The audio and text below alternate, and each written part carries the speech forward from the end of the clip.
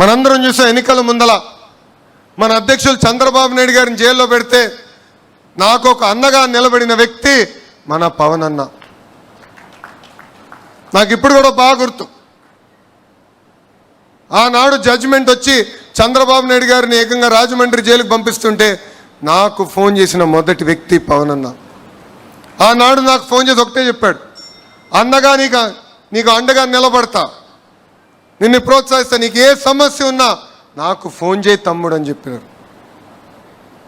అందుకే మన జరిగిన ఎన్నికల్లో 3 పార్టీలు కలిసికట్టుగా పోటీ చేసిన. 1 కోటి సభ్యులు నా కుటుంబం ఇప్పుడు ఇంకొంచెం పెద్దగా అయింది. ఇప్పుడు 3 పార్టీలు కార్యకర్తలు మన సొంతమయ్యారు. కలిసికట్టుగా పనిచేయాలి.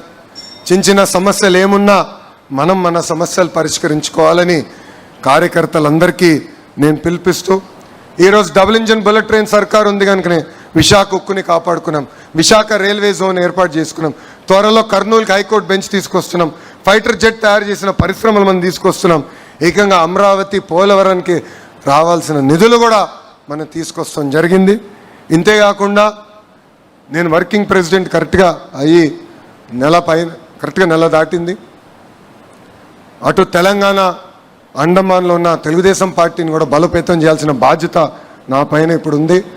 తప్పనిసరిగా నాయకుల్ని కార్యకర్తలను కలుస్తా.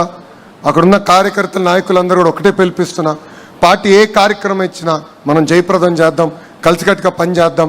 గ్రామ స్థాయి నుంచి మళ్ళీ తెలుగుదేశం పార్టీ కలిసికట్టుగా పూర్వ వైభవం తీసుకొద్దామని వాళ్ళందరికీ సభాముఖంగా నేను హామీ ఇస్తూ, నాకు ఇంత అద్భుతమైన అవకాశం ఇచ్చిన మీ అందరికీ పేరు పేరున నా హృదయపూర్వక ధన్యవాదాలు తెలుపుకుంటూ మీ అందరి దగ్గర నుంచి సెలవు తీసుకుంటున్నా.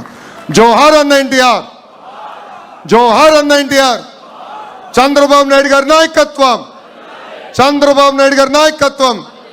జై తెలుగుదేశం, జై తెలుగుదేశం, జై హింద్.